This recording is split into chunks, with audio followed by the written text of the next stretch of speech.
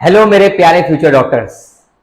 आज हम लोग क्या करने वाले हैं? आज हम लोग इस वीडियो में, जैसा कि आपने थंबनेल में देख ही लिया होगा, हम लोगों ने बायोलॉजी की सीरीज स्टार्ट कर दी है। अब बायोलॉजी की सीरीज में हम लोगों ने क्या है, चैप्टर 1 आपका पूरी तरीके से कंप्लीट कर दिया है क्लास 11th का। अब हम लोग जिस चैप्टर पर आ रहे हैं वो है आपका क्लास 11th का ही चैप्टर नंबर 2। तो हम चैप्टर नंबर 2 पढ़ेंगे, जिसका नाम आप सभी को पता है क्या है, बायोलॉजिकल क्लासिफिकेशन। ये चैप्टर भी आपके लिए बहुत ज्यादा इंपॉर्टेंट होने वाला है। इसी तरीके की NCERT line by line series के लिए आपको बस क्या करना है, चैनल को सब्सक्राइब करना है एंड साथ के साथ आपको अपने नोटिफिकेशन भी ऑन कर लेना है, ताकि कोई भी वीडियो जो है वो आपसे क्या नहीं होनी चाहिए, मिस नहीं होनी चाहिए।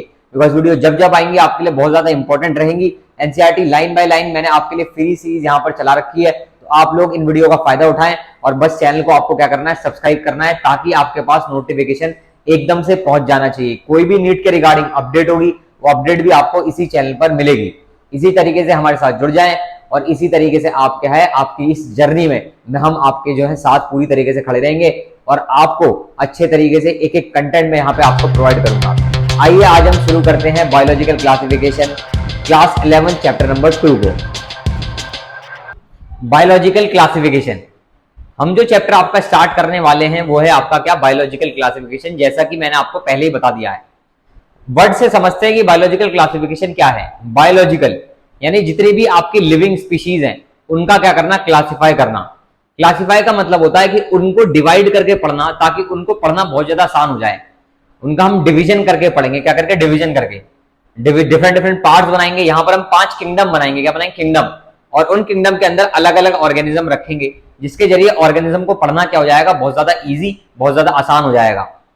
अब आता है कि इंसान क्या पहले से ही क्लासिफिकेशन करता आ रहा है? हाँ बिल्कुल, इंसान पहले से ही आपका क्लासिफिकेशन करता आ रहा है। क्लासिफिकेशन की अगर हम बात करें तो क्लासिफिकेशन आज की टर्म नहीं है। क्लासिफिकेशन बहुत समय पहले से क्या ह्यूमन करते आ रहे हैं, चाहे वो फूड के लिए हो, चाहे शेल्टर के लिए हो, या फिर और भी किसी चीज के लिए हो। इंसान पहले से ही ऑर्गेनिजम्स को क्लासिफाई कर रहा है, प्लांट्स को क्लासिफाई कर रहा है, एनिमल्स को क्लासिफाई कर रहा है। जो चीजें हमारे लिए खाने के लिए सुटेबल थी उसको, प्लांट्स को हमने अलग रखा, और जो प्लांट हमारे लिए फायदेमंद नहीं थे उनको हमने अलग रखा। जिन प्लांट्स की लकड़ी हमारे लिए क्या यूजफुल है उनको हमने अलग रखा, और जिनकी लकड़ी यूजफुल नहीं है उनको हमने अलग रखा। तो इस तरीके से हम क्या है, बहुत पहले से ही क्लासिफिकेशन आपका करते आ रहे हैं। लेकिन फिर भी सबसे पहला साइंटिफिक बेसिस जो माना जाता है वो माना जाता है एरिस्टोटल ने दिया है, जैसा आपकी एनसीईआरटी मेंशन कर रही है। तो सबसे पहला जो क्लासिफिकेशन करा है वो किसने करा, आपका एरिस्टोटल ने। एरिस्टोटल का अर्लीस्ट अटेम्प्ट था क्लासिफिकेशन को करने का। सबसे पहला जो साइंटिफिक बेसिस दिया वो किसने दिया, आपका एरिस्टोटल ने दिया। ये आपको याद रखना है। एरिस्टोटल ने प्लांट्स को क्लासिफाई करा है ट्री में, श्रब्स में और हर्ब में। ठीक है, सबसे पहला मोर्फोलॉजिकल कैरेक्टर के बेसिस पर एरिस्टोटल ने क्या है, क्लासिफिकेशन। किसके बेसिस पर, मोर्फोलॉजिकल कैरेक्टर। मोर्फोलॉजिकल कैरेक्टर क्या होते हैं, बाहरी कैरेक्टर आपके किसी भी प्लांट या किसी भी एनिमल के जो बाहर के फीचर होते हैं उनको हम कहते हैं मोर्फोलॉजिकल कैरेक्टर। तो उसी के बेसिस पर, यानी उन्हीं को देखते हुए, यानी ऑर्गेनिज्म को देखा और देख के उन्हें डिवाइड करना शुरू कर दिया। यार इसमें तो ये फीचर है, ये बड़े वाले प्लांट्स हैं तो उनको ट्री बोल दो, ये छोटे वाले प्लांट हैं इनके श्रब बोल दो, ये और भी छोटे हैं तो उनको क्या बोल दो, हर्ब्स बोल दो। तो इस तरीके से ऑर्गेनिज्म को क्या किया है, इंसान ने पहले से ही क्लासिफाई किया है। एरिस्टोटल थे सबसे पहले जिन्होंने क्लासिफाई किया है। एनिमल्स की बात करें तो उन्होंने एनिमल्स को क्लासिफाई करा था, ऐसे एनिमल जिनमें लाल खून, रेड ब्लड पाया जा रहा था, और ऐसे जिनमें रेड ब्लड नहीं पाया जा रहा था। तो इस तरीके से दो ऑर्गेनिज्म को उन्होंने यहाँ पर एनिमल्स को क्या है, दो कैटेगरी में डिवाइड कर दिया, दो कैटेगरी में क्लासिफाई कर दिया। इसी को हम कहते हैं क्लासिफिकेशन। इसके बाद हमारे लीनियस आए। कौन है, लीनियस। लीनियस ने 2 किंगडम क्लासिफिकेशन दिया, जिसमें प्लांट और एनिमल्स किंगडम आपके डिवाइड करी, प्लांट और एनिमल। पर प्लांट और एनिमल अगर आपने डिवाइड कर दिया तो ये क्लासिफिकेशन आपका प्रोकैरियोट और यूकैरियोट यानी प्रिमिटिव सेल और एडवांस सेल के बारे में हमें नहीं बता रहा है। फोटोसिंथेसिस और नॉन फोटोसिंथेटिक के बारे में पूरी तरीके से जानकारी नहीं दे पा रहा है, बिकॉज कई सारे एनिमल्स भी यहाँ पर, एनिमल्स में ऐसे ऐसे चीजों को रख दिया गया जो फोटोसिंथेसिस करते हैं, जैसे बैक्टीरिया को एनिमल्स में रख दिया गया, पर बैक्टीरिया तो फोटोसिंथेटिक भी होते हैं। तो यहाँ पर इस क्लासिफिकेशन पे इसलिए काफी ज्यादा सवाल उठे कि लीनियस का क्लासिफिकेशन प्लांट और एनिमल किंगडम का क्या है, सफिशिएंट नहीं है। क्लासिफिकेशन को और भी अच्छे तरीके से किया जाना चाहिए। नेक्स्ट अगर हम बात करें तो फिर धीरे धीरे करके और भी कैरेक्टर्स को लिया जाने लगा, जैसे कि यहाँ पे लिखा हुआ है ग्रोस मोर्फोलॉजिकल कैरेक्टर्स के अलावा आपको सेल स्ट्रक्चर, सेल वॉल कैसी है, मोड ऑफ न्यूट्रिशन क्या है, हैबिटेट क्या है, मेथड ऑफ रिप्रोडक्शन क्या है, इवोल्यूशनरी रिलेशनशिप है क्या ऑर्गेनिज्म का किसी के साथ, इवोल्यूशनरी रिलेशनशिप, या फिर इसको लिए हम एक और वर्ड यूज करते हैं इसके लिए, फाइलोजेनेटिक रिलेशनशिप, यानी ऑर्गेनिज्म किसी पुराने ऑर्गेनिज्म से लिंक है अगर, तो उसको हम कहते हैं फाइलोजेनेटिक रिलेशनशिप। इसको ध्यान में रखकर भी क्लासिफिकेशन आपका किया जाना चाहिए। तो वह धीरे धीरे अप्रोचेस बदली और अप्रोचेस बदल के आपका क्लासिफिकेशन किया गया, और यहां पर हमारे सामने क्लासिफिकेशन आ गया 5 किंगडम क्लासिफिकेशन। कौन सा classification? 5 kingdom. Page number 11 NCERT में गिवन है 5 kingdom classification, Monera, protista, fungi, Plantae और एनिमिलिया। और ये जो क्लासिफिकेशन था ये दिया था आर.एच. विट्टेकर ने। किसने दिया था? आर.एच. विट्टेकर ने आपका 5 किंगडम क्लासिफिकेशन दिया, जिसमें 5 कैटेगरीज में ऑर्गेनिज्म, जितने भी ऑर्गेनिज्म धरती पे पाए जाते हैं, चाहे प्लांट हो, चाहे एनिमल हो, चाहे बैक्टीरिया हो, कुछ भी हो, उन सबको 5 कैटेगरीज में डिवाइड कर दिया गया। Kingdom Monera, kingdom protista, fungi, Plantae और एनिमिलिया। इस तरीके से बना आपका 5 किंगडम क्लासिफिकेशन, जो कि दिया था आपका आर.एच. विट्टेकर ने। यहां पर क्या क्राइटेरिया लिया गया? 5 किंगडम अगर ऑर्गेनिज्म की बनाई है, तो इस 5 किंगडम क्लासिफिकेशन में क्या क्राइटेरिया के बेसिस पर क्लासिफिकेशन किया गया है? तो यहां पर अगर मैं आपको क्राइटेरिया बताऊं तो देखो, क्राइटेरिया यहां पर गिवन है, सेल का structure, body organisation, mode of nutrition, reproduction और फाइलोजेनेटिक रिलेशनशिप। ये आपको याद रखना है, नीट में कई बार इससे सवाल पूछा गया है कि आर.एच. विट्टेकर का जो क्लासिफिकेशन था उसमें किन किन कैरेक्टरिस्टिक्स को ध्यान में रखकर ही क्लासिफिकेशन किया गया है। तो आपको याद रखना है, cell structure, body organisation, mode of nutrition, reproduction और फाइलोजेनेटिक रिलेशनशिप, ये सबको ध्यान में रखकर आपका ये वाला क्लासिफिकेशन सिस्टम आपका किया गया है। रॉबर्ट विट्टेकर ने, मतलब आर.एच. विट्टेकर ने आपका 5 किंगडम क्लासिफिकेशन दिया है। ये जितना भी यहां पे देखो दिखा रखा है कि cell type, cell wall, nuclear membrane, ये सब तो हम आगे पढ़ने ही वाले हैं डिटेल में। नेक्स्ट हम बात करें, एक क्लासिफिकेशन सिस्टम और है जो कि 6 किंगडम है। कितना? 6। अगर हम इसमें 6 किंगडम क्लासिफिकेशन बात करें, वहां मोनेरा को 2 पार्ट्स में डिवाइड कर दिया जाता है। यानी मोनेरा की दो कैटेगरी जो हम अभी पढ़ने वाले हैं, आर्की बैक्टीरिया और यू बैक्टीरिया, मोनेरा के अंदर 2 कैटेगरीज बनेगी। तो उन 2 को और ये 4 को मिलाकर 6 किंगडम क्लासिफिकेशन भी आपका दिया गया था। उन दोनों कैटेगरी को भी एकदम अलग अलग तरीके से पढ़ा जाता है, और फिर आपका 4 किंगडम, तो टोटल बन गई 6 किंगडम। तो ऐसा भी एक क्लासिफिकेशन सिस्टम यहां पर था आपका पहले से। ठीक है, इसे हम 3 डोमेन सिस्टम कहते हैं। क्या कहते हैं? 3 डोमेन। 3 डोमेन क्यों? मोनेरा के 2 डोमेन हो गए और एक डोमेन में वो 4 किंगडम, बची हुई 4 किंगडम आ गई। मोनेरा के 2 डोमेन हो गए और बचे में बेसिकली ये 4 आ गए। ओवरऑल 6 हो गया आपका। कितना हो गया? 6। 3 डोमेन एंड 6 किंगडम। डोमेन कितने हैं? 3, क्योंकि इन चारों का एक डोमेन बन गया, मोनेरा के 2 डोमेन बन गए, तो 3 डोमेन हो गए। और किंगडम्स इसमें ओवरऑल कितनी आ रही है? ओवरऑल अगर हम बात करें तो आपका 6 किंगडम क्लासिफिकेशन आपका हो जाता है, क्योंकि ये 2 जो है ये 2 किंगडम को डिनोट कर रहा है, 4 ये 4 किंगडम को, 4 और 2 6 किंगडम क्लासिफिकेशन सिस्टम यहां पर आपका हो जाता है। और अब जो क्लासिफिकेशन था वो क्लासिफिकेशन ऑर्गेनिज्म को सही तरीके से रखता था, प्रोकैरियोट और यूकैरियोट को साथ साथ नहीं रखता था। प्लांट में भी सेल वॉल पाई जाती है, फंगस में भी सेल वॉल पाई जाती है, बट उनको अलग अलग कैटेगरी में रखा गया, बिकॉज प्लांट की सेल वॉल अलग है और जो फंगस की सेल वॉल है वो अलग है। प्लांट की सेल वॉल बनती है सेलुलोज से, फंगस की सेल वॉल बनती है काइटिन से। तो ये सब तरीके से आपका क्लासिफिकेशन किया गया। यूनिसेलुलर, मल्टी सेलुलर जो साथ साथ रखे थे उनके भी अलग कैटेगरी बनाई गई। यूनिसेलुलर प्रोकैरियोटिक ऑर्गेनिज्म उनको अलग रखा गया। तो इस तरीके यहां पूरा अगर आप पढ़ेंगे तो यही गिवन है आपका कि कैसे जो डिफरेंट डिफरेंट कैटेगरीज के ऑर्गेनिज्म एक साथ पहले रखे हुए थे, अब उनको अलग रखा गया। और जो अलग अलग थे बट उनमें काफी सारे फीचर्स सेम आ रहे हैं, बहुत सारे बेसिक सिमिलरिटीज उनमें है, तो उनको साथ साथ भी आपका मिलाकर रखा गया।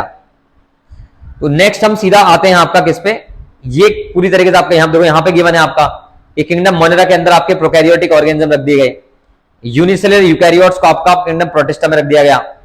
किंगडम प्रोटिस्टा ने क्लैमाइडोमोनास क्लोरेला जो कि पहले एल्गी में रखे हुए थे, उनको ये पैरामीशियम और अमीबा के साथ लिया, जिसको पहले एनिमल किंगडम में रखा था।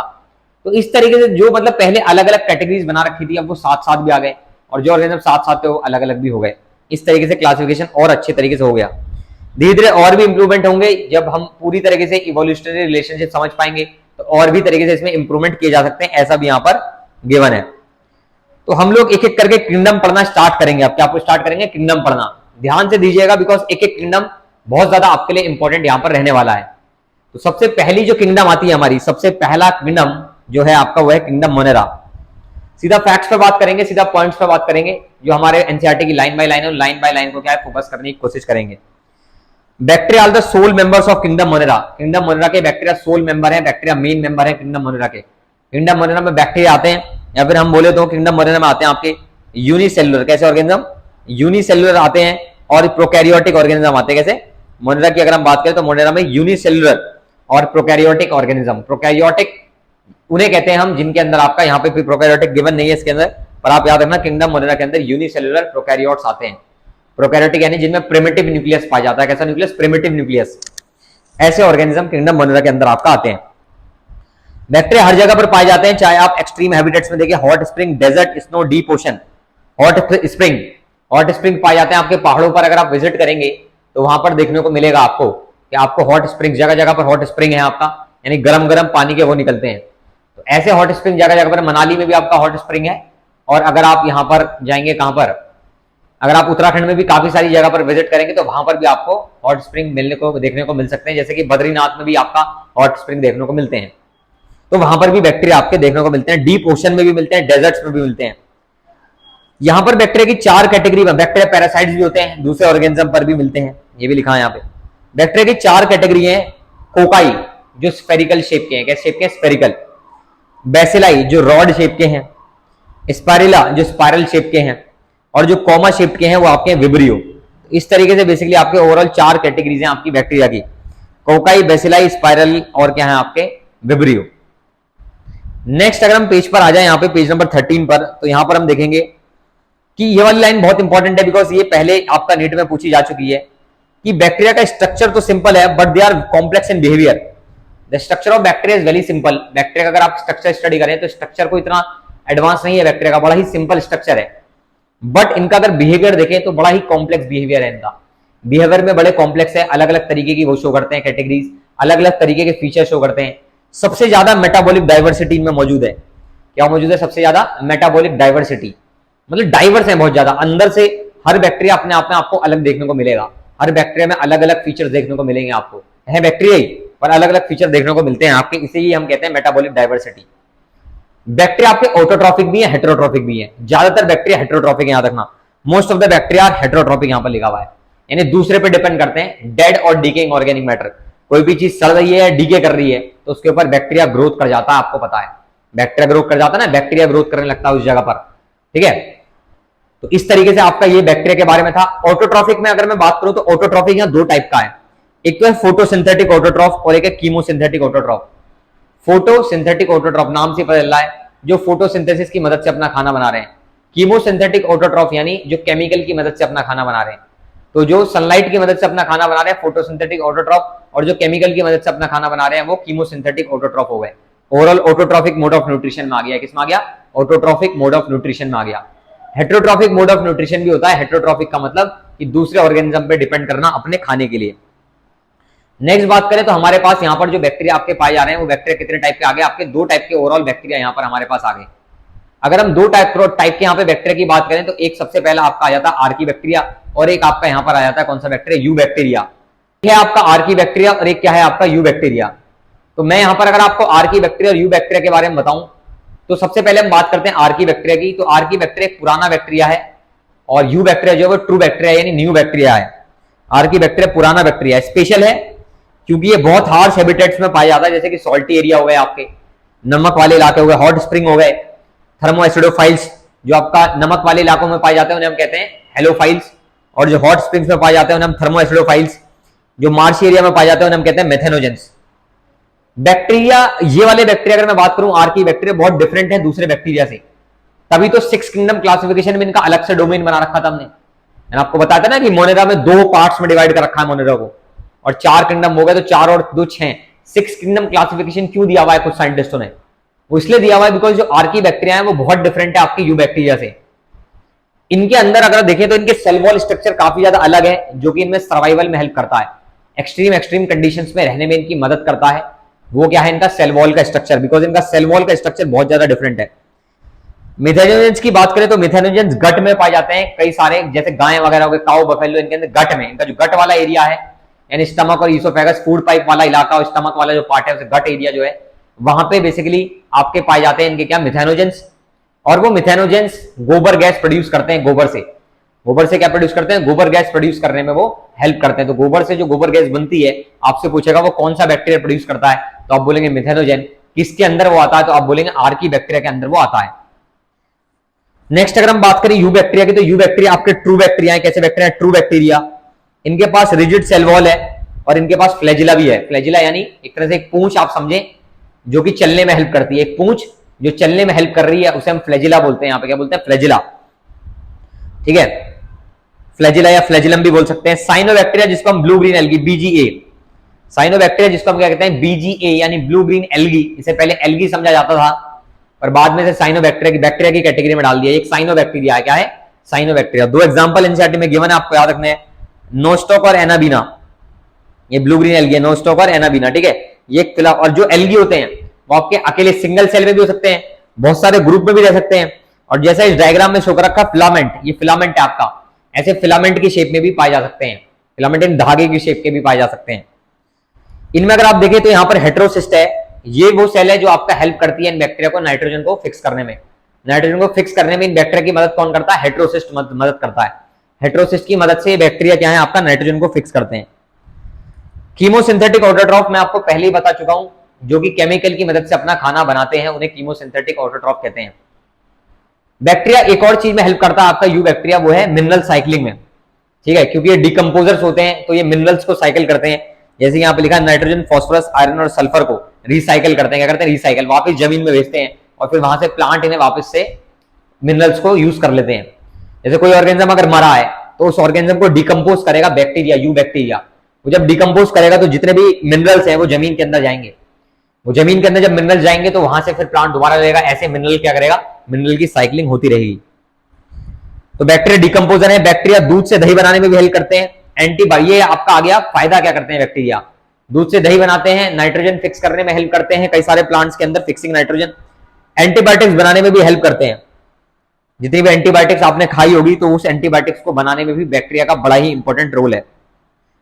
कई सारे बैक्टीरिया पैथोजन भी है, ह्यूमन बींग्स को, क्रॉप को और पेट्स को, मतलब कई सारे ऑर्गेनिज्म जो आपके होते हैं, पालतू जानवर होते हैं, उन पालतू जानवर को भी कई सारे बैक्टीरिया, ये वाले यू बैक्टीरिया नुकसान पहुंचाते हैं आपका बहुत बड़े लेवल पर। कुछ बीमारियां हमें कॉज करते हैं, जैसे कि अगर आप बात करें cholera, typhoid, tetanus. Cholera, typhoid, tetanus ये बीमारी जो है आपका ह्यूमंस को कॉज करते हैं, लिखा भी है cholera, typhoid, tetanus. Citrus canker एक बीमारी है जो प्लांट्स को होती है, वो भी आपका कॉज करते हैं आपका बैक्टीरिया।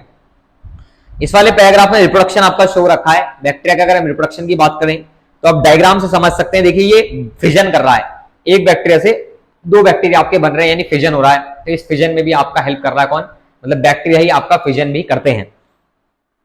क्या बैक्टीरिया अनफेवरेबल कंडीशन में ग्रो कर जाते हैं, अनफेवरेबल यानी बैक्टीरिया के लिए सुटेबल कंडीशन नहीं है। जैसे फॉर एग्जांपल यहां पर अभी एयर में बैक्टीरिया होंगे या कहीं पर भी बैक्टीरिया पड़े होंगे, तो वो जो बैक्टीरिया है वो आसपास बैक्टीरिया पड़े होंगे, वो ग्रो नहीं कर रहे, स्पोर की फॉर्म में है। जैसे उन्हें सुटेबल कंडीशन मिलेगी वो ग्रोथ करने लग जाएंगे। वो स्पोर की फॉर्म में, किसकी फॉर्म में, स्पोर की फॉर्म में स्पोर बना लेते हैं ये जब अनफेवरेबल कंडीशन रहती है, यानी इनके अकॉर्डिंग सुटेबल कंडीशन नहीं है, इनके मन मुताबिक कंडीशन अगर नहीं है तो ये स्पोर फॉर्मेशन कर लेते हैं। क्या बैक्टीरिया सेक्सुअल रिप्रोडक्शन भी करते हैं? बिल्कुल, बैक्टीरिया सेक्सुअल रिप्रोडक्शन भी करते हैं। एक बैक्टीरिया दूसरे बैक्टीरिया के अंदर क्या है, अपना जेनेटिक मटेरियल ट्रांसफर करता है, उसी को हम कहते हैं कि ये सेक्सुअल रिप्रोडक्शन यहां पर कर रहे हैं, डीएनए ट्रांसफर करते हैं यानी, ठीक है। माइकोप्लाज्मा एक ऑर्गेनिज्म है जिसमें सेल वॉल आपका नहीं पाया जाता, completely lack a cell wall, इसमें सेल वॉल नहीं है। स्मॉलेस्ट लिविंग सेल है, ये भी बैक्टीरिया के अंदर ही है, और कैन सर्वाइव विदाउट ऑक्सीजन, बिना ऑक्सीजन के भी रह सकते हैं। बहुत सारे माइकोप्लाज्मा एनिमल और प्लांट्स में क्या है आपका पेस्ट, यानी बेसिकली क्या उनको नुकसान पहुंचाते हैं, पैथोजन है उनके लिए, पेस्ट नहीं पैथोजन, क्या है, पैथोजेनिक है। तो ये सारा हमने जो देखा है किंगडम मोनेरा का देखा। नेक्स्ट हम किंगडम प्रोटिस्टा देखने वाले, क्या देखने वाले हैं, किंगडम प्रोटिस्टा। किंगडम मोनेरा हमने देख लिया, किंगडम प्रोटिस्टा आने वाला, क्या आ गया, किंगडम प्रोटिस्टा। इसको भी ध्यान से सुनिएगा। वहां पे हमने बोला था यूनि सिंगल सेल वाले प्रोकैरियोटिक ऑर्गेनिज्म, यहां पे सिंगल सेल वाले यूकैरियोटिक ऑर्गेनिज्म। प्रोकैरियोटिक वो हैं जिनके न्यूक्लियस के चारों तरफ न्यूक्लियर मेम्ब्रेन नहीं होती, और यूकैरियोटिक वो हैं जिनके न्यूक्लियस के चारों ओर न्यूक्लियर मेम्ब्रेन होती है। तो किंगडम प्रोटिस्टा के अंदर आपके सिंगल सेल यूकैरियोट्स आ गए किंगडम प्रोटिस्टा के अंदर। पर इस प्रोटिस्टा किंगडम की बाउंड्रीज वेल डिफाइंड नहीं है, इसके अंदर बड़े डिफरेंट डिफरेंट वैरायटी का आप ऑर्गेनिज्म देखोगे, क्योंकि इसमें ऑर्गेनिज्म वो भी आ रहा है जो फोटोसिंथेसिस कर रहा है। मतलब आपको कोई ऑर्गेनिज्म ऐसा लगेगा कि फोटोसिंथेसिस कर रहा है तो प्लांट पे डालो, तो प्लांट जैसे भी ऑर्गेनिज्म लगेंगे, बट वो है क्या, प्रोटिस्टा। मतलब एक बायोलॉजिस्ट समझेगा कि वो आपका क्या है, प्लांट वाले हैं, लेकिन दूसरा बायोलॉजिस्ट कहेगा ये तो फोटोसिंथेटिक प्रोटिस्टा है, ठीक है। तो ऐसा कंफ्यूजन है इस किंगडम में, मतलब इसकी बाउंड्रीज वेल डिफाइंड नहीं है अगर हम बोले तो। इसके अंदर अलग अलग कैटेगरीज आ जाती है, chrysophytes, dinoflagellates, euglenoids, slime moulds, protozoans. ये आप नए नए नाम सुन रहे हैं, नाम सुनने में कंफ्यूजन होता है, पर आप कंफ्यूजन नहीं लीजिए, धीरे धीरे आपको याद हो जाएंगे।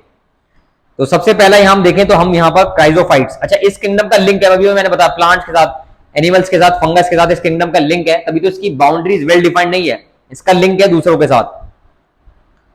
यूकैरियोट्स हैं तो इनके अंदर वेल डिफाइंड न्यूक्लियस पाया जाएगा और मेम्ब्रेन बाउंड ऑर्गेनल्स भी होंगे। फ्लैजिला और सीलिया भी पाए जाते हैं, उसके पास एसेक्सुअल और सेक्सुअल रिप्रोडक्शन करते हैं और जाइगोट भी बनाते हैं। क्या बनाते हैं? जाइगोट बनाते हैं। तो ये भी आपको चीज याद रखनी है। और क्राइजोफाइट्स की हम बात करें तो इस ग्रुप के अंदर अब आगे सबसे पहले हम क्राइजोफाइट्स में, मैंने बताया chrysophytes, dinoflagellates, slime moulds, protozoans, euglenoids, ये सारे आएंगे। Chrysophyte, dinoflagellates, euglenoids, slime mould, protozoans, ये 5 कैटेगरी आएंगी इसके अंदर। एक एक करके समझने की कोशिश करेंगे। सबसे पहला आके आपका क्राइजोफाइट्स। क्राइजोफाइट्स नंबर 1 पर है। इसके अंदर आ जाते हैं आपके डायएटम्स और गोल्डन एल्गी। याद रखना आपको, diatoms and golden algae. Diatoms and golden algae आपका इसके 2 एग्जांपल हैं जो आपको याद रखने हैं। फ्रेश वाटर, खारे पानी में भी है, फ्रेश वाटर साफ पानी, और मैराइन यानी खारे पानी में भी है। माइक्रोस्कोपिक में बहुत छोटे माइक्रोस्कोप से देखे जाएंगे आपका। पैसिवली वाटर करंट में फ्लो करते हैं।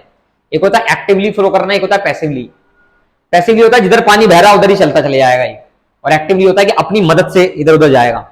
पैसिवली क्या है? जिधर पानी जा रहा है उधर ही फ्लो करता चले जाएगा, इसलिए हम प्लैंकटन कहते हैं ना, प्लैंकटन। ठीक है। फोटोसिंथेटिक है ज्यादातर अगर आप बात करें तो। डायएटम्स में सेल वॉल, हाँ ये आपको याद रखना इंपॉर्टेंट कि डायएटम्स में सेल वॉल ऐसे इस बॉक्स की तरह पाई जाती है, सोप बॉक्स लाइक मैंने, सोप बॉक्स होता है ना साबुन का बॉक्स, ये इसके ऊपर ये ऐसे साबुन का बॉक्स आता था पहले कि ऐसे खोलो, अब तो अलग तरीके से ओपन करने वाले आ रहे हैं, बट ऐसे वाले जो बॉक्स आते हैं सोप बॉक्स लाइक मैनर, उसमें बेसिकली डायएटम्स में सेल वॉल आपका अरेंज होती है।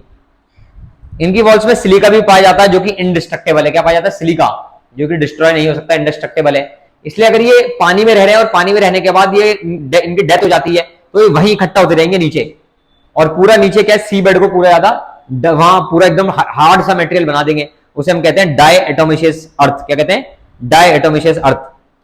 पॉलिशिंग में यूज करते हैं, ग्रिटी है, पॉलिश करने के लिए इस्तेमाल कर सकते हो। ऑयल और सिरप को फिल्टर करने के लिए इस्तेमाल किए जाते हैं। ओशन के चीफ प्रोड्यूसर है, ओशन में प्रोड्यूसर है, मेन प्रोड्यूसर है ओशन के। डायटम्स क्या है? बिकॉज ये फोटोसिंथेसिस कर रहे हैं तो ओशन के प्रोड्यूसर हुए। क्या हुए? प्रोड्यूसर, क्योंकि सारा खाना बना रहे हैं वहां पे ओशन में और ऑर्गेनिज्म के लिए, तो एक तरह से हम बोल सकते हैं कि ओशन के बहुत इंपॉर्टेंट प्रोड्यूसर्स भी आपका ये हैं। क्राइटोफाइट्स के बारे में हमने पढ़ाई। नेक्स्ट अगर हम बात करें तो पेज नंबर 15, डायनोफ्लैजिलेट्स। पहला हमारा क्राइटोफाइट्स हो गया, अब हम आ गए डायनोफ्लैजिलेट्स पे। ज्यादातर मैराइन और फोटोसिंथेटिक है। मैराइन खारे पानी में पाए जाते हैं और फोटोसिंथेसिस करते हैं। ये डिफरेंट डिफरेंट कलर्स के होते हैं, डिपेंड करता है पिगमेंट्स कौन सा है इनके अंदर। येलो पिगमेंट होगा तो येलो कलर के, ग्रीन, ब्राउन, ब्लू और रेड पिगमेंट, ये सारे पिगमेंट इनमें पाए जा सकते हैं। सेल्यूलोज की सेल वॉल प्लेट है इसमें, आदमी स्टिफ है, बहुत ज्यादा हार्ड है, मतलब स्टिफ टाइट है। सेल्यूलोज की प्लेट, किसकी प्लेट है? सेल्यूलोज की बनी हुई है। कुछ पे फ्लैजिला भी पाया जाता है, 2 टाइप के फ्लैजिला, 2 फ्लैजिला है, एक लॉन्गिट्यूडनल है और ट्रांसवर्स फ्लैजिला। एक लॉन्गिट्यूडनल है और एक क्या? परपेंडिकुलर ट्रांसवर्स फ्लैजिला भी पाया जाता है। तो लॉन्गिट्यूडनल और ट्रांसवर्स 2 टाइप के फ्लैजिला इनके होते हैं, उसी की मदद से मूव करता, रोटेट करता हुआ मूव करता चलता है। रेड डायनोफ्लैजिलेट्स की बात करें तो रेड डायनोफ्लैजिलेट्स यानी गोनियाउलेक्स, बहुत इंपॉर्टेंट है, कई बार नीट में आपका पूछा गया है। रेड डायनोफ्लैजिलेट्स, गोनियाउलेक्स हम इसे कहते हैं। ये रेड सी जो रेड है वो इसी गोनियाउलेक्स की वजह से है, बिकॉज ये वहां रिलीज करता है रेड कलर, जिसकी वजह से वो सी रेड कलर की दिखती है। टॉक्सिन रिलीज करता है बहुत ज्यादा अमाउंट में, जो कि दूसरे ऑर्गेनिज्म को मार भी सकते हैं। ठीक है, तो ये था डायनोफ्लैजिलेट्स के बारे में। नेक्स्ट आ गए आपके यूग्लिनोइड्स। अगर यूग्लिनोइड्स की बात करें तो ये फ्रेश वाटर में पाए जाते हैं या फिर स्टेगनेंट वाटर में, स्टेगनेंट रुका हुआ पानी।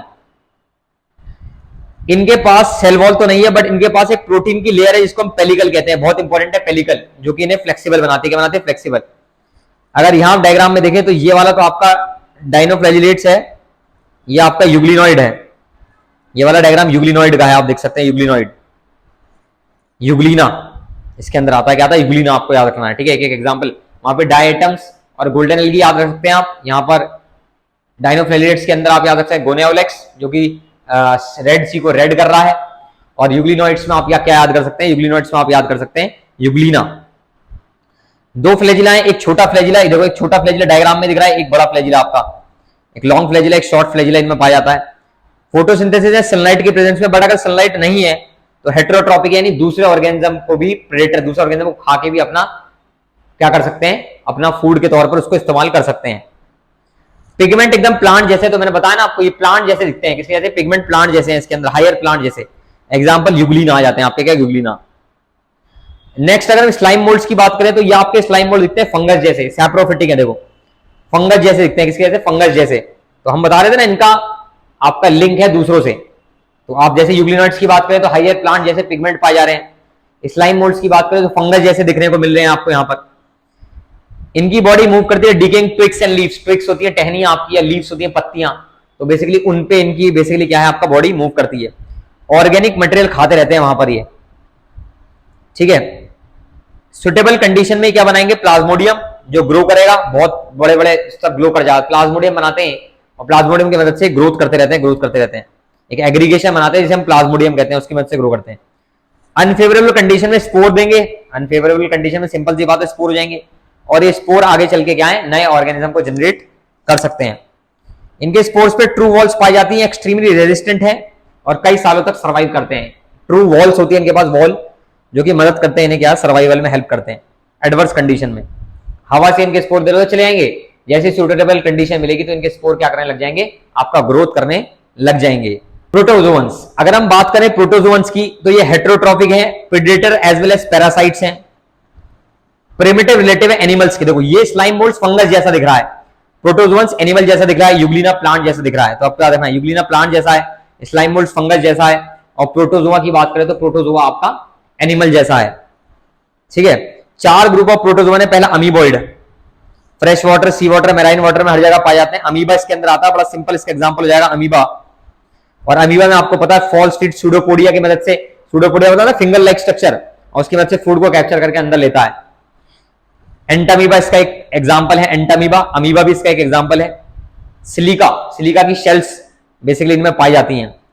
फ्लैजिलेटेड में फ्लैजिला पाया जाएगा आपका, फ्री लिविंग और पैरासिटिक है, फ्लैजिला पाया जाता है। बीमारी कॉज करते हैं स्लीपिंग सिकनेस, ट्रेपेनोजोमा, आपसे पूछा जाएगा ट्रेपेनोजोमा कौन कॉज करता है, मतलब ट्रेपेनोजोमा क्या बीमारी कॉज करता है, तो आपका देखना स्लीपिंग सिकनेस कॉज करता है। ट्रेपेनोजोमा क्या कॉज करता है, स्लीपिंग सिकनेस। सिलेटेड प्रोटोजोन्स भी होते हैं, एक्वेटिक एक्टिवली मूविंग ऑर्गेनिज्म, जिनमें सीलिया पाया जाएगा, क्या पाया जाएगा, सीलिया, और ये फिर उसी सीलिया की मदद से फूड को अपने अंदर लेते हैं। सीलिया होते हैं फिंगर लाइक स्ट्रक्चर, और उसकी मदद से फूड को अंदर खींचते हैं। एग्जांपल पैरामीशियम, वाटर की मदद से पानी भी आएगा, साथ साथ उसी के साथ फूड इंटेक कर लेंगे अंदर। स्पोरोजोन्स इन्फेक्शन कॉज करते हैं, जैसे कि प्लाज्मोडियम मलेरियल पैरासाइट है, मलेरिया कॉज करता है, क्या कॉज करता है, मलेरिया, ठीक है। और मलेरिया आपको पता है ह्यूमंस को बहुत ज्यादा नुकसान पहुंचाती है मलेरिया बीमारी। तो ये सारा जो था आपका किसके बारे में था, हमने पढ़ा किंगडम प्रोटिस्टा के बारे में। नेक्स्ट आ जाता आपका किंगडम फंजाई, किंगडम फंगस को पढ़ेंगे, किसको पढ़ेंगे, किंगडम फंगस। तो अगर हम किंगडम फंजाई की बात करें तो फंजाई एक बहुत यूनिक किंगडम है, हेटेरोट्रॉपिक ऑर्गेनिज्म आते हैं इसमें, क्या आते हैं, हेटेरोट्रॉपिक ऑर्गेनिज्म। मॉर्फोलॉजी और हैबिटेट में बहुत ज्यादा डाइवर्सिटी, यानी देखने में रहने में अलग अलग जगह पर पाए जाते हैं। मशरूम हो गए, टोडस्टूल्स हो गए, ये इसके एग्जाम्पल हैं। यीस्ट हो गए, आपको यीस्ट पता ही होगा, ब्रेड और बियर बनाने के लिए इस्तेमाल किया जाता है, वो भी इसके अंदर ही आते हैं आपका। कोस्मोपॉलिटन है, एयर वाटर सॉइल मतलब ज्यादातर जगह पर पाए जाते हैं आपका। पक्सीनिया रस्ट कॉजिंग बीमारी भी कॉज करते हैं आपका। कुछ एंटीबायोटिक्स भी बनाते हैं, जैसे पेनिसिलियम हो गया आपका, पेनिसिलियम, पेनिसिलिन एंटीबायोटिक बनाने में हेल्प करता है। हम ये कह रहे हैं हम रेफ्रिजरेटर में खाना क्यों रखते हैं, इसलिए रखते हैं ताकि उस पर फंगस और बैक्टीरिया ना लगे। बैक्टीरिया तो हम पढ़ चुके हैं, फंगस पे आ गए हम, उस पर फंगस ना लगे। यीस्ट जो कि यूनिसेलुलर है, उसको अगर हम छोड़ दें तो बाकी फंगस फिलामेंटस होते हैं, कैसे होते हैं, फिलामेंटस, फिलामेंट की फॉर्म में पाए जाते हैं।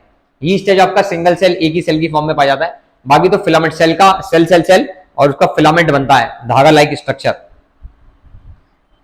हाइफी का नेटवर्क, इनमें जो धागे लाइक स्ट्रक्चर से हाइफी कहते हैं, और ऐसे बहुत सारे हाइफी का नेटवर्क कहलाता है माइसिलियम। क्या कहलाता है, माइसिलियम। कुछ हाइफी ऐसे होते हैं जिनमें आपका मल्टी ऐसा साइटो, जो कुछ हाइफी ऐसे हैं जिनमें मल्टी न्यूक्लिएटेड साइटोप्लाज्म है, यानी ऐसा साइटोप्लाज्म है जिसमें बहुत सारे न्यूक्लियस पाए जा रहे हैं, तो उसे हम कहते हैं सीनोसाइटिक हाइफी। क्या कहते हैं, सीनोसाइटिक हाइफी। कोई पूछे सीनोसाइटिक हाइफी क्या है, तो आप बताएंगे मल्टी न्यूक्लिएटेड साइटोप्लाज्म, यानी ऐसा साइटोप्लाज्म जिसके अंदर बहुत सारे न्यूक्लियस हो। साइटोप्लाज्म यानी सेल के अंदर का लिक्विड, उसके अंदर बहुत सारे न्यूक्लियस अगर आपको दिखें तब देन आप बोल देंगे वो सीनोसाइटिक हाइफी है। हाइफी के अंदर होना चाहिए ये सब, ठीक है। कुछ के पास सेप्टा या क्रॉस वॉल्स होती है हाइफी में, मतलब हाइफी है पूरा, उसमें आपका जैसे मैं हाइफी यहां पे बना के दिखाऊं, इसमें ऐसे क्रॉस वॉल्स पाई जाएंगी, तो किसी किसी में क्रॉस वॉल्स भी पाई जाती हैं, ये भी आपको याद रखना है। सेल वॉल इनकी काइटिन और पॉलीसेकेराइड की बनी है, बाकी हम डिटेल में भी देखेंगे।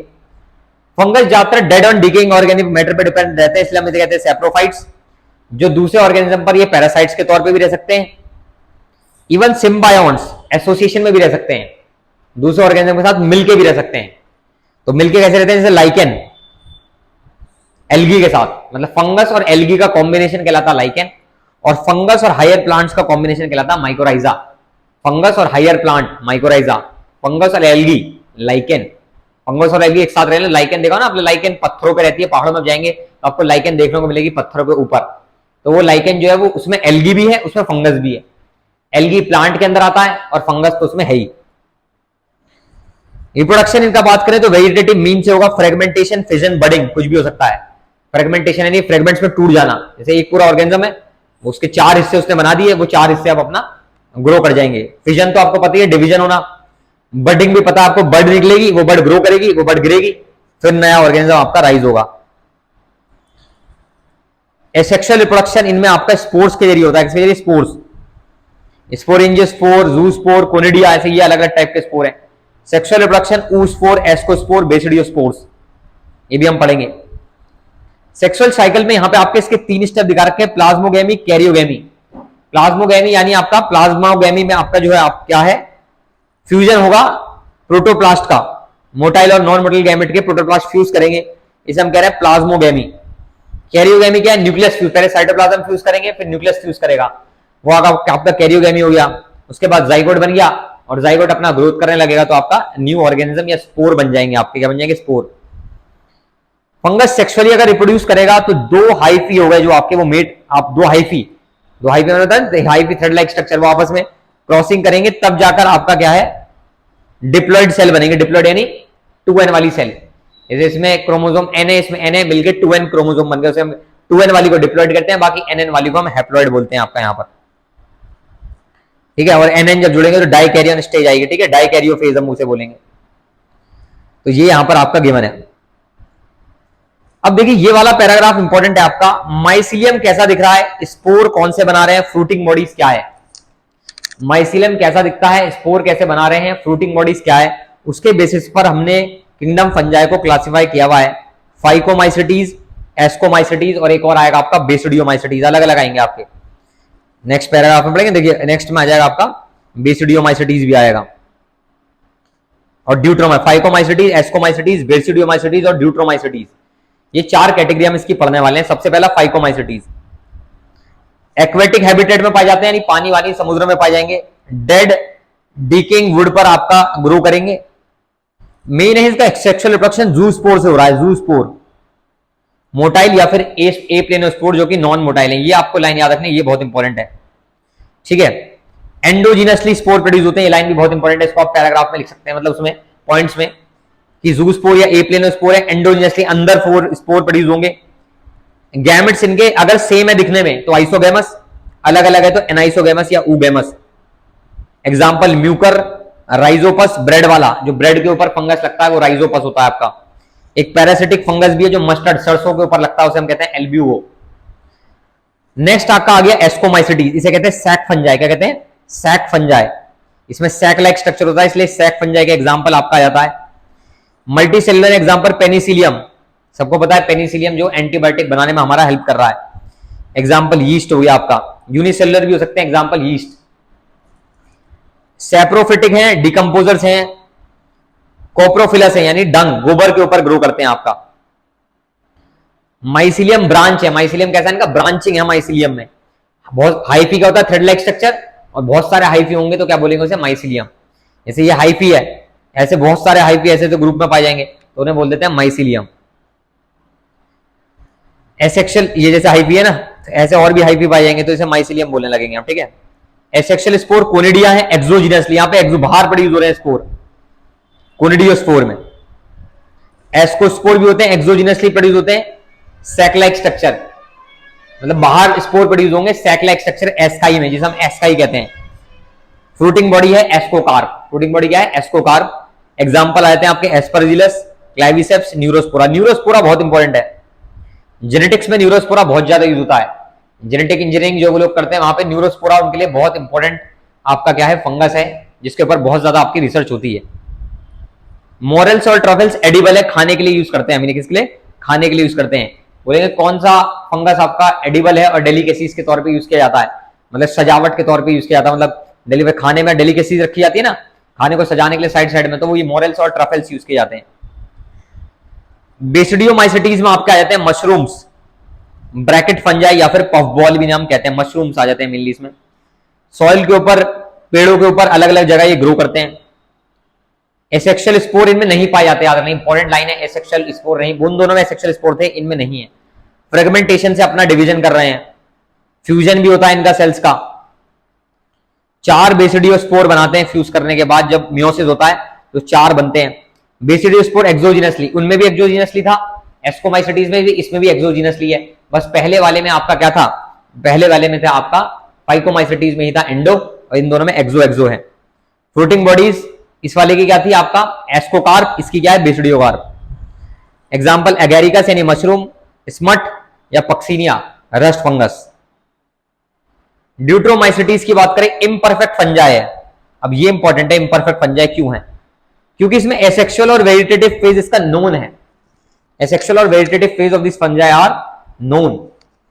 ये बिकॉज इसमें एसेक्सुअल और वेजिटेटिव फेज इस फंगस का नोन है, इसलिए ये इम्परफेक्ट फंजाई कहलाता है।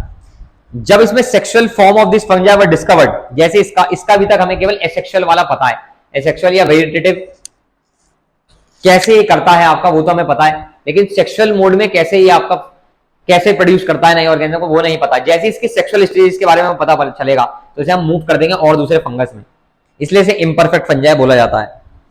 ठीक है, इसे जैसे दूसरे और जगह हम रख देते हैं, जैसे इसकी परफेक्ट सेक्सुअल स्टेट डिस्कवर कर दी जाएगी तो इसे एस्कोमाइसिटीज या बेसिडियोमाइसिटीज में रखा जाता है, ऐसा यहां लिखा है। माइसिलियम सेप्टेट और ब्रांच है, इसके मेंबर पैरासाइटिक हैं, डिकम्पोजर्स भी हैं। अल्टरनेरिया, कोलिटोट्राइकम, ट्राइकोडर्मा, ये आप यहां पे याद कर सकते हैं। कैट CAT से आप याद कर सकते हैं, स्ट्रिको CAT। ठीक है, यहां पे PUA से याद कर सकते हैं, पक्सीना स्टिलागो और PUA या UPA भी याद कर सकते हैं। ऐसे ट्रिक बना के आप इन्हें याद कर सकते हैं बड़ी आसानी से।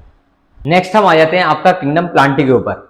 अगर आप किंगडम प्लांटी और किंगडम एनिमिलिया की बात करेंगे तो किंगडम प्लांटी और किंगडम एनिमिलिया को जैसा कि एनसीईआरटी में गिवन है, हम यहां पर चैप्टर 3 में फुल डिटेल में पढ़ेंगे और किंगडम एनिमिलिया को हम चैप्टर 4 में पढ़ेंगे।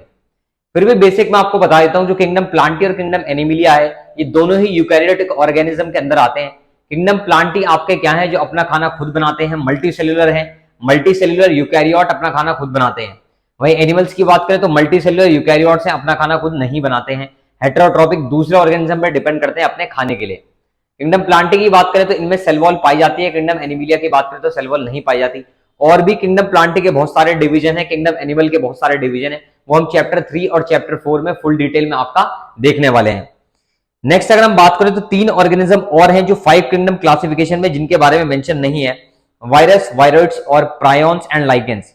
तो 5 किंगडम क्लासिफिकेशन आप देखें, no mention of lichens and some acellular organism like virus, viroids और प्रायोन्स का कोई एज सच क्या है आपका इनके बारे में गिवन नहीं है। ठीक है, जैसे कि आपने देखा होगा हम लोगों को कॉमन कोल्ड या फ्लू रेगुलर लेवल पर बीच में हो जाता है, तो ये सब हमें वायरस की वजह से होता है। या वायरस को क्लासिफिकेशन सिस्टम में कोई प्लेस नहीं मिला, क्यों? Because virus are not considered truly living. Virus को हम ट्रूली लिविंग नहीं बोलते। वायरस को हम ट्रूली लिविंग क्यों नहीं बोलते? Because virus non cellular organism है, उसमें कोई स्पेसिफिक सेल नहीं होती, कोई स्पेसिफिक सेल नहीं होती, बस जेनेटिक मटेरियल और उसके ऊपर प्रोटीन का कोट होता है। जेनेटिक मटेरियल और प्रोटीन कोट है वायरस के ऊपर केवल और केवल, इसलिए हम वायरस को नॉन लिविंग या ट्रूली लिविंग आपका मतलब लिविंग ऑर्गेनिज्म नहीं बोलते, ट्रूली लिविंग नहीं बोलते, नॉन लिविंग ऑर्गेनिज्म बोलते हैं आउटसाइड द बॉडी। और जैसे ही बॉडी के अंदर एंटर करता है तो बॉडी की सेल की मशीनरी, हमारी जो सेल है उसको यूज करता है वो अपने फंक्शन को परफॉर्म करने के लिए, तब जाकर हम उसे बोलते हैं कि होस्ट के अंदर तो वो लिविंग ऑर्गेनिज्म है बट बाहर वो लिविंग नहीं है, ट्रूली लिविंग नहीं है। ठीक है, नेक्स्ट यहां पर अगर हम देखें तो देखिए हमारे पास यहां पर क्या है, टोबैको मोज़ेक वायरस हमें दिखा रखा है TMV, और साथ साथ बैक्टीरियोफेज भी यहां पर गिवन है। यहां पे वायरस के बारे में अगर पढ़े तो वायरस का मतलब वेनम या पॉइजनस फ्लूइड होता है। डिमिट्री इवानोव्स्की, यहां पे आपको साइंटिस्ट के कुछ नाम आएंगे जो याद रखने हैं। डिमिट्री इवानोव्स्की ने बेसिकली कुछ माइक्रोब्स ऐसे बताए जो कि mosaic disease of tobacco cause करे। तो टोबैको एक प्लांट होता है, टोबैको प्लांट, टोबैको तंबाकू का प्लांट, टोबैको प्लांट, तो उसमें जो मोज़ेक डिसीज कॉज करने वाले हैं ये ऐसे ऑर्गेनिज्म थे जो बैक्टीरिया से भी बहुत ज्यादा छोटे थे। और बैक्टीरिया प्रूफ फिल्टर जो होता है, कौन सा फिल्टर? Bacteria proof filter. इस बैक्टीरिया प्रूफ फिल्टर से ये ऑर्गेनिज्म आपका पास हो जा रहे थे, तो हमने बोला कि उनसे भी छोटे हैं। तो जो डिमिट्री इवानोव्स्की है इन्होंने बोला कि भाई ये अलग ऑर्गेनिज्म है, डिफरेंट ऑर्गेनिज्म है। MW बिजरनिक ने बोला कि जो इन्फेक्टेड प्लांट है टोबैको उसका जो इन्फेक्शन हुआ है ये एक नए पैथोजन से हुआ है। इस नए पैथोजन का नाम है virus contagium vivum fluidum. Contagium vivum fluidum यानी इन्फेक्शियस लिविंग फ्लूइड। ये एक ऐसा फ्लूइड है जो इन्फेक्शियस है और जैसे ही ऑर्गेनिज्म की बॉडी में जा रहा है तो क्या कर रहा है, बीमारी कॉज कर रहा है, ऐसा इनका कहना था। फिर तीसरे साइंटिस्ट डब्ल्यू.एन. स्टैनली ने क्या करा, डब्ल्यू.एन. स्टैनली ने वायरस को क्रिस्टलाइज करा और ये बोला कि ज्यादातर प्रोटीन के बने हुए हैं, क्योंकि मेनली पार्ट इनमें प्रोटीन होता है। क्या होता है, बाहर की तरफ प्रोटीन, अंदर की तरफ इनका आरएनए आपका होता है या फिर आपका जेनेटिक मटेरियल बोले तो। वायरस पैरासाइट है, दूसरे ऑर्गेनिज्म पे डिपेंड करते हैं। ऑब्लिगेट का मतलब होता है कंपलसरी, ऑब्लिगेट कंपलसरी पैरासाइटिज्म। ये अपना जो लाइफ है वो लाइफ तभी कंप्लीट कर पाएंगे जब किसी दूसरे ऑर्गेनिज्म में एज अ पैरासाइट उसकी बॉडी में एंटर करेंगे, उसकी बॉडी को यूज करेंगे अपने काम के लिए। प्रोटीन्स के अलावा वायरस में जेनेटिक मटेरियल भी है, आरएनए या डीएनए हो जाता है। कोई भी वायरस आज तक हमें ऐसा नहीं मिला जिसमें डीएनए और आरएनए दोनों हो। वायरस में न्यूक्लियो प्रोटीन है और जेनेटिक मटेरियल है जो उसका क्या होता है, इन्फेक्शियस होता है। ठीक है, जेनेटिक मटेरियल वायरस का इन्फेक्शियस है। जो वायरस प्लांट को इन्फेक्ट करते हैं, इंपॉर्टेंट है, जो वायरस प्लांट को इन्फेक्ट करते हैं उनमें सिंगल स्टैंडर्ड आरएनए होगा। क्या होगा, आरएनए होगा, और वो भी सिंगल स्टैंडर्ड का पाया जाएगा। जो एनिमल को इन्फेक्ट करते हैं उनमें आरएनए पाया जाएगा, सिंगल या डबल वाला दोनों, और डबल स्टैंडर्ड डीएनए भी उनमें पाया जा सकता है। प्लांट वालों में तो सिंगल स्टैंडर्ड आरएनए, एनिमल वालों में सिंगल स्टैंडर्ड आरएनए भी हो सकता है, डबल स्टैंडर्ड आरएनए भी हो सकता है, और डबल स्टैंडर्ड डीएनए भी हो सकता है। बैक्टीरियल वायरस या बैक्टीरियोफेज की बात करें, बैक्टीरियोफेज जैसे यहाँ पे आपको डायग्राम दे रखा है, ये क्या है, ये वायरस है दैट इन्फेक्ट बैक्टीरिया।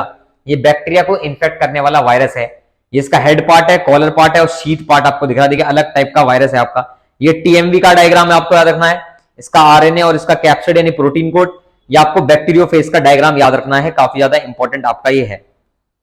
ऐसी वायरस की कौन कौन सी बीमारी है, mumps, smallpox, herpes, influenza, AIDS, बहुत ज्यादा डेडली बीमारी है जो वायरस से होती है। प्लांट्स के अंदर ये मोज़ैक फॉर्मेशन करता है, मोज़ैक ऐसे करके धारीदार स्ट्रक्चर बनता है, जालीदार स्ट्रक्चर, मोज़ैक फॉर्मेशन। लीफ की रोलिंग, लीफ की कर्लिंग, लीफ की येलोइंग, लीफ का पीला पड़ना, वो भी ये करता है। प्लांट की ग्रोथ को रिटार्ड करता है, प्लांट बेसिकली छोटा रह जाता है वायरस की वजह से, वायरस की अगर प्लांट को इन्फेक्ट करेगा तो। नेक्स्ट आप इसको स्टडी करें ध्यान से, तो वायरस 1971 में टीओ डीएनर ने डिस्कवर करा एक नया इन्फेक्शियस एजेंट जो वायरस से भी छोटा है और पोटैटो स्पिंडल ट्यूबर डिसीज कर रहा है। पोटैटो में डिसीज कर रहा है, वायरस से भी छोटा ऑर्गेनिज्म, तो उसको बोला गया कि ये वायरॉइड है। क्या है आपका, वायरॉइड, वायरस से भी छोटा है और बीमारी कॉज कर रहा है।